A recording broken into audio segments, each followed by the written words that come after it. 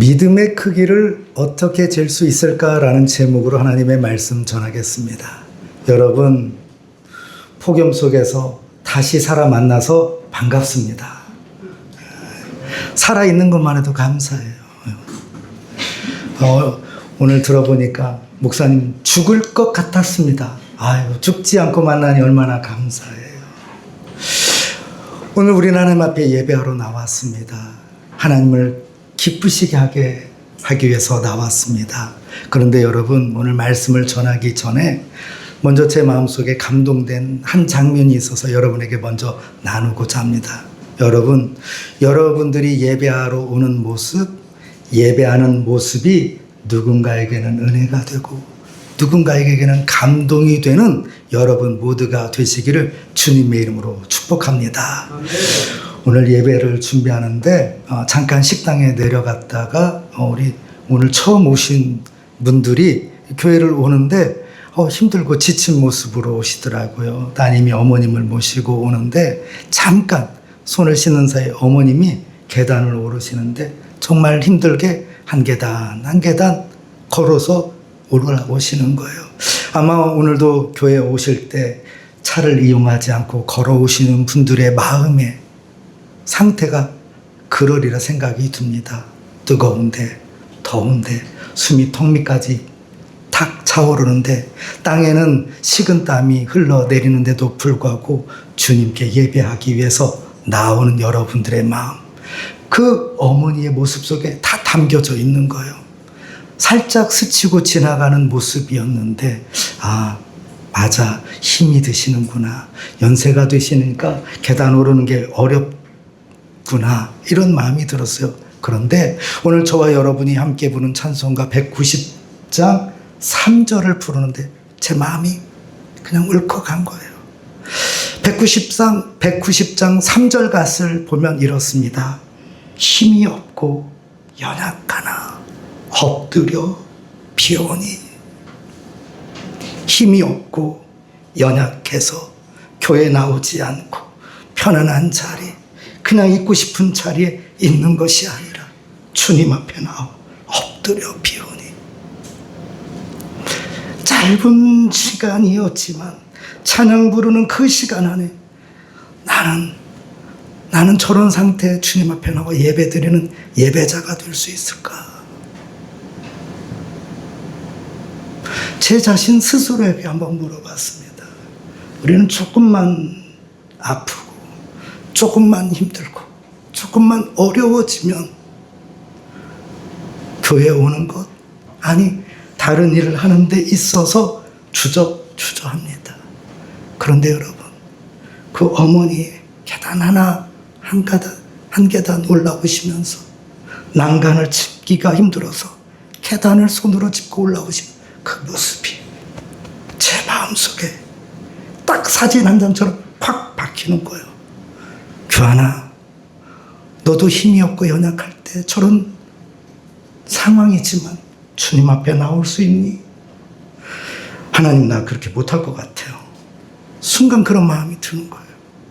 여러분, 저는 단순히 그 모습, 그 사진이 아니라 우리의 예배 드리는 모습이, 우리의 교회에 오는 모습이 누군가에게는 그런 은혜, 그런 영적인 도전을 줄 수 있는 저와 여러분 모두가 될 수 있기를 주님의 이름으로 축원합니다.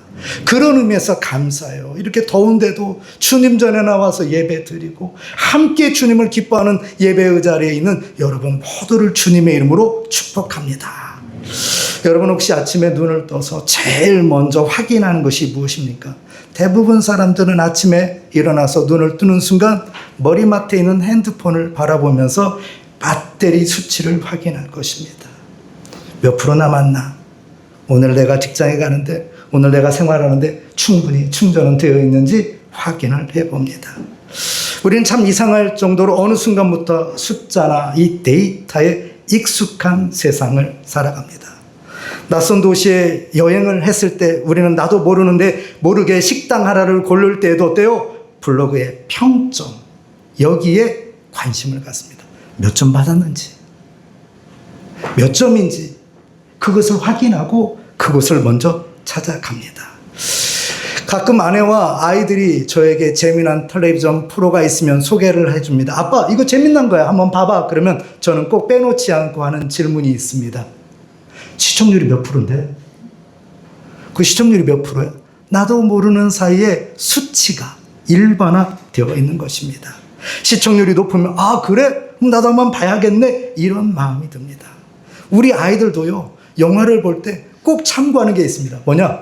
평론가 이동진 씨의 별점을 확인해요. 아이 그 사람이 좋게 평점해서 다른 사람은 몰라도 그 사람이 높게 평가했으니까 볼만한 영화야 하면서 보기도 하고 추천하기도 합니다. 다 그뿐입니까? 내비게이션을 보면 어때요? 도착 시간이 딱 나와 있습니다. 몇 킬로의 도착 시간. 그런데 어때요? 운전하다 보면 그 시간이 길어지면 길어질수록 나도 모르는 사이에 조급한 마음이 찾아옵니다. 건강검진표의 수치, 자동차를 켰을 때 연료 게이지의 수치, 이런 수치가 오늘 우리의 마음을 확인해주고 무엇보다도 그것에 우리의 마음 상태를 확인하려고 합니다. 사실 우리가 과일을 먹어도요, 오늘 우리가 식사 후에 수박을 먹을 건데 이 과일도 그냥 뭐 맛있게 생긴 것이 아니라 브릭스가 몇 나오는지, 이게 10인지 7인지 여기에 관심을 가져요. 그리고 그 이상이 나와요. 맛있다. 좋은 상품이다. 나도 모르는 사이에 그런 수치에 우리가 익숙해져 있는 것입니다. 그런데요, 그런 수치에 익숙하다 보니까 나도 모르는 사이에 불안해질 때가 있습니다. 염려될 때가 있습니다. 어느 때요? 수치가 확인되지 않을 때. 수치가 나오지 않을 때입니다.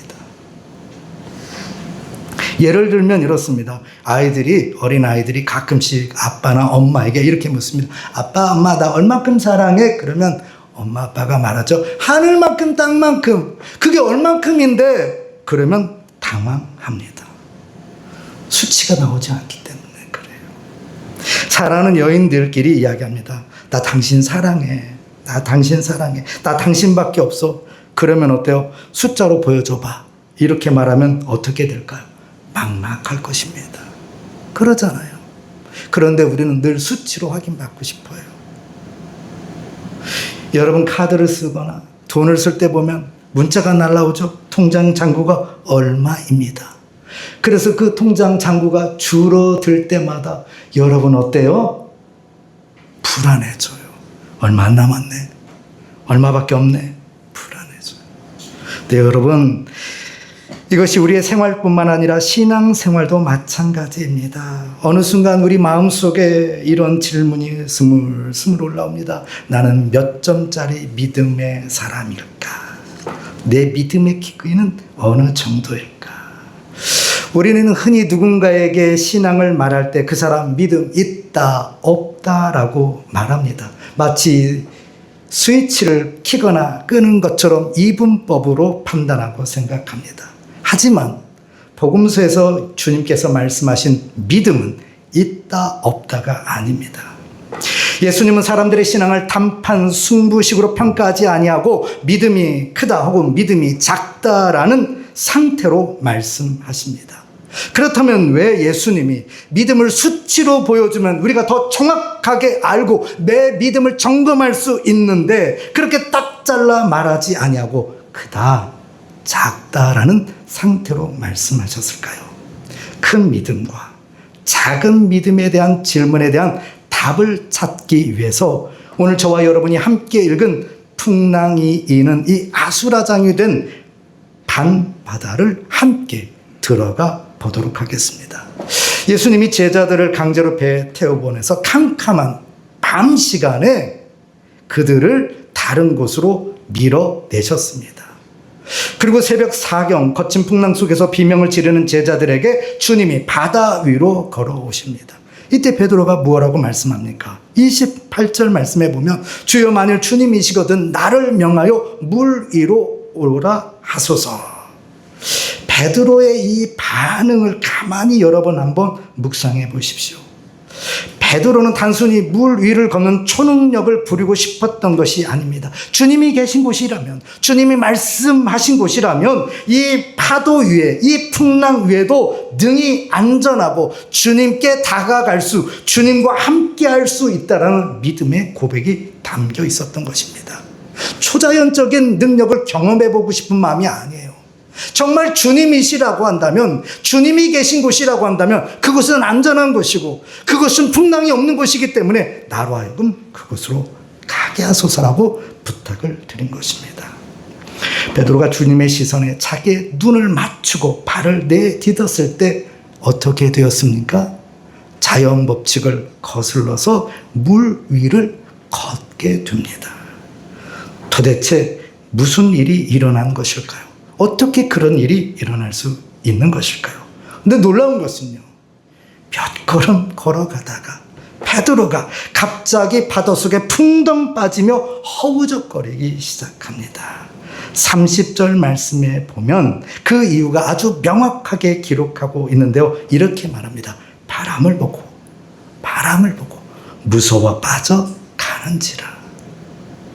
바람을 보고 무서워 빠져가는지라.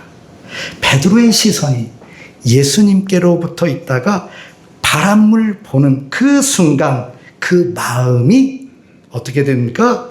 나뉘어지게 됐다라는 거예요.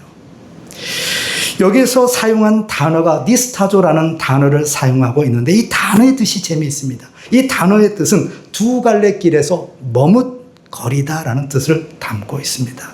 의심이라는 것은요, 두 갈래 길에서 머뭇거리는 것을 말합니다. 내가 진짜 물 위를 걷고 있는 건가? 이러다 빠져 죽는 것 아닌가? 예수님은 빠져가는 베드로의 손을 즉시 잡아 건져주시며 이렇게 안타까워하셨습니다. 31절 말씀에 보면 믿음이 작은 자여 왜 의심하느냐? 여러분 유심히 보십시오. 베드로가 물 위에 발을 내딛었던 그 자체가 이미 그에게는 뭐가 있었어요? 믿음이 있었다라는 증거예요. 믿음이 없이 어떻게 풍랑이는 바다 위를 향하여 발을 내디딜 수 있겠습니까? 믿음이 있었어요. 하지만 베드로가 바다에 풍덩 빠진 이유는 거센 바람을 보는 순간 시선이 분열되어서 믿음이 한순간에 무너져 작은 믿음이 되어버린 것입니다. 반대로 성경에서 예수님이 이만한 큰 믿음을 보지 못했다라고 극찬했던 한 사람이 있습니다. 그 사람은 어떤 사람이냐? 마태복음 8장 5절 이하에 나오는 백부장입니다. 백부장은 자신의 하인이 질병에 걸려 곧 죽게 된 절박한 상황에 놓였습니다. 그때 주님께 찾아와 이렇게 말합니다. 주님, 말씀만 하옵소서. 그러면 내 종이 낫겠습니다. 이렇게 고백을 해요. 그 고백을 듣고 예수님께서 뭐라고 말씀하십니까? 이스라엘 땅에서 내가 이만한 믿음을 본 적이 없다라고 칭찬하셨습니다. 여러분, 큰 믿음, 작은 믿음의 차이는 환경의 차이가 아닙니다. 질량과 부피의 차이가 아닙니다. 백부장도 베드로도 똑같이 자신의 힘으로 해결할 수 없는 위기 상황, 인생의 풍랑을 만났던 것입니다. 그러나 그 상황, 그 환경, 그 조건에서 우리가 어디를 바라보느냐에 따라서 작은 믿음이 되고 큰 믿음이 되는 갈림길에 갈리게 된다는 거예요. 여러분, 오늘 저와 여러분이 주신 말씀을 통해서 큰 믿음 있는 자 될 수 있기를 주님의 이름으로 부탁을 드립니다. 큰 믿음이라는 것은요, 목사이기 때문에 큰 믿음이 있는 게 아니에요. 장로님, 권사님이기 때문에 큰 믿음이 되는 것은 아닙니다. 믿음이 크고 작은 것은 직분에 상관없습니다. 새 신자이기 때문에 교회 온 지 얼마 되지 않기 때문에 그 사람은 작은 믿음이다. 아니요. 신앙의 연수나 직분에 상관없이 무엇에 시선을 고정하느냐에 따라서 믿음의 크기가 달라진다는 거예요. 이 이야기를 들으면 우리 마음에 한 가지 질문이 생깁니다.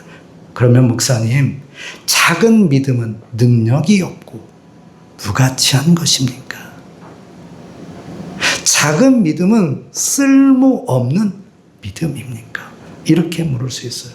근데 성경에서는 예수님은 겨자씨만한 작은 믿음만 있어도 무엇을 할 수 있다고요? 산을 옮길 만한 능력이 있다라고 말씀하고 있습니다.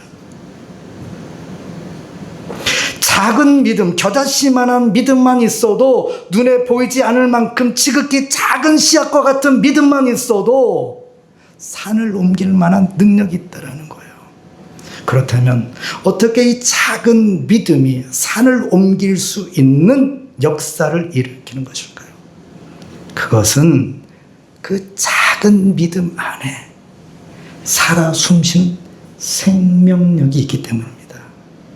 그 귀는 비록 작을지라도 땅에 심기워지면 싹이 튀고 거목으로 자라나 열매 맺는 생명 있는 능력이 있기 때문에, 겨자씨만한 믿음이라 할지라도 생명력이 있기 때문에 산을 옮길 만한 능력이 있는 것입니다. 그렇습니다. 오늘 본문에서 베드로가 보여준 작은 믿음은 크기의 문제가 아니었습니다. 하나님을 향해 출발은 했지만 눈앞에 펼쳐진 환경이란, 조건이라는 것에 마음에 빼앗겨서 생명력을 잃어가고 시선을 빼앗겨버리는 불완전한 불순종에 빠지게 된 것입니다. 사랑하는 성도 여러분, 우리의 신앙을 가만히 한번 들여다보시기를 바랍니다. 어쩌면 우리는 믿음을 별점이나 조회수나 좋아요의 숫자 또는 통장 잔고처럼 수치나 규모로 착각하며 살고 있지는 않습니까? 나는 모태신앙으로 몇십 년 동안 교회 다녔어. 내가 직분을 받고 여러 가지 봉사를 하고 이렇게 많이 했어. 아무리 겉모습이 화려하고 신앙의 연차가 오래되었다 할지라도, 그 직분이 목사라 할지라도 그 안에 하나님을 향한 역동적인 교제가 끊어져 있다면, 그 안에 하나님을 향한 마음이 사라졌다면 이미 그 믿음은 화석화되어서 딱딱한 돌멩이와 같은 죽은 믿음에 불과한 것입니다. 이런 믿음은 그 어떤 능력도, 그 어떤 생명력도 가질 수가 없는 것입니다. 그러기에 사랑하는 성도 여러분, 과거에 은혜 받은 것에 안주하지 아니하고 아무런 영적 긴장 없이 그냥 주일이면 예배 문턱을 왔다 갔다 하는 굳어진 화석화된 신앙을 뛰어넘어 믿음으로 나아가는, 작은 믿음이라 할지라도 생명력 있는 믿음으로 주님 앞에 나아가는 저와 여러분 될 수 있기를 주님의 이름으로 부탁을 드립니다. 그게 어떤 모습이에요? 제가 방금 예배 전에 보았던 모습입니다.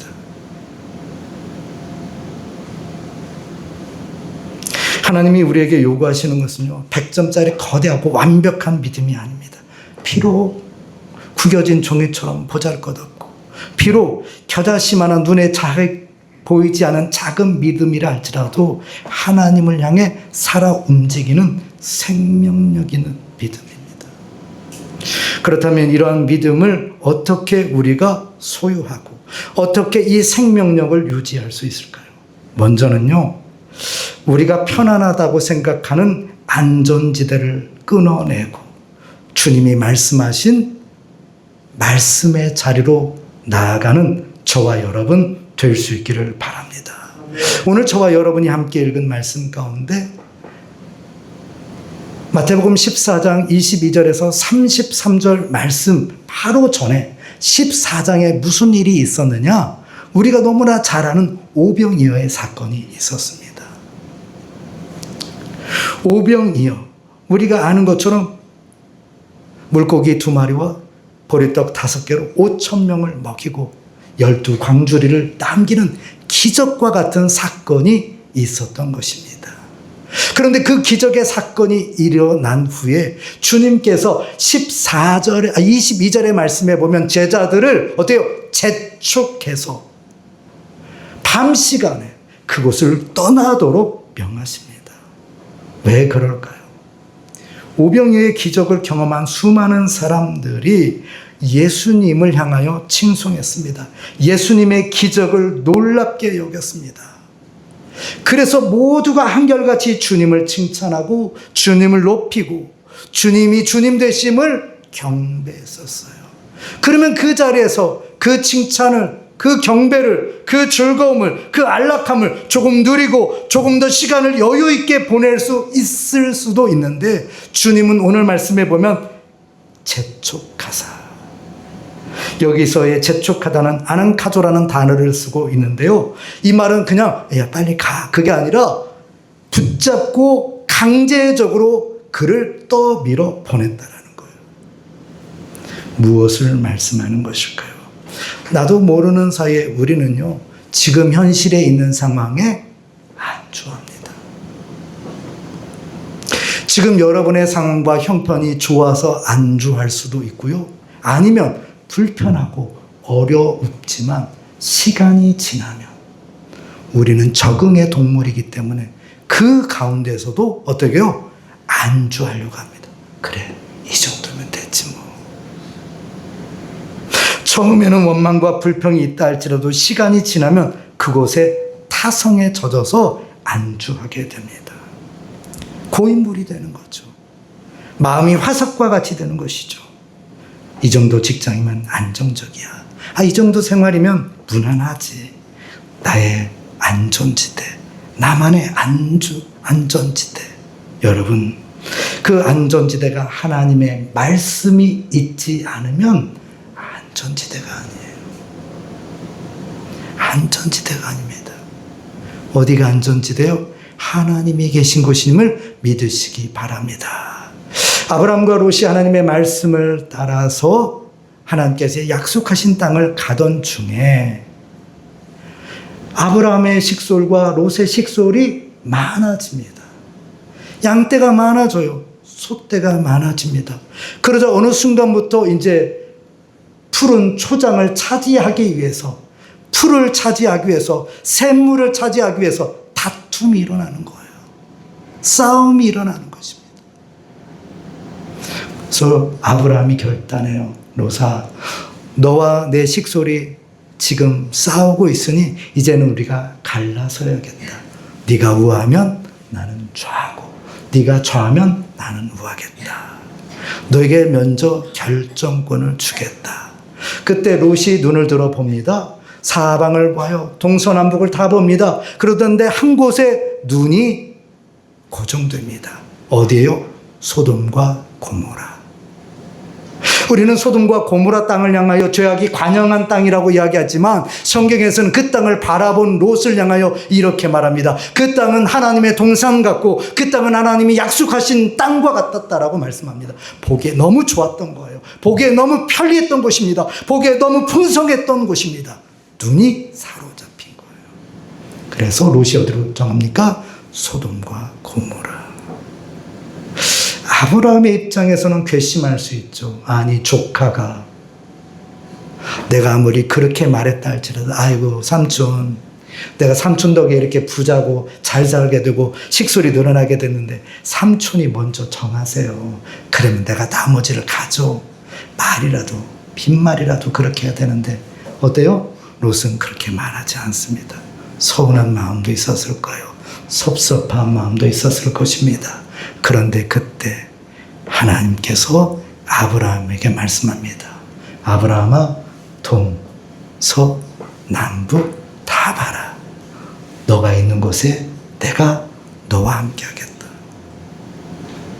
내가 어디로 가든지 너와 함께 하겠다. 그렇습니다. 아브라함이 선택한 곳은 황량한 불모지였습니다. 푸른 초장도 없었고요, 화려한 도시도 아니었습니다. 근데 놀라운 것은요, 하나님이 그와 함께 하셨다라는 거예요. 그리고 그 이야기의 결말은 어떻게 됩니까? 우리가 아는 것처럼 소돔과 고모라는 하나님의 심판을 받아 멸망하게 됩니다. 그에 반해서 아브라함은 황량하고 아무것도 없는 벌판이었지만 그곳에 하나님의 말씀이 계심으로 말미암아 하나님의 약속을 이룬 복이 되었습니다. 사랑하는 성도 여러분, 오늘 우리가 안주하는 곳에 내 삶의 터전에 지금 하나님의 말씀이 있냐라는 거예요. 우리 가정에 하나님 말씀이 있습니까? 내 안에 하나님의 말씀이 있습니까? 하나님이 저와 여러분들에게 주신 말씀을 마음에 새기고 붙드는 저와 여러분 될 수 있기를 주님의 이름으로 부탁을 드립니다. 그곳에 말씀이 없다면 그 즉시 떠나야 되는 거예요. 왜요? 그곳은 잠시 후면 멸망의 땅이 되기 때문에 그렇습니다. 그 멸망의 땅에 우리가 함께 멸망받을까 조심해야 됩니다. 또 하나는요, 풍랑 속에서 시선의 분열을 거두고 주님만 내 삶의 유일한 해답으로 바라볼 수 있어야 됩니다.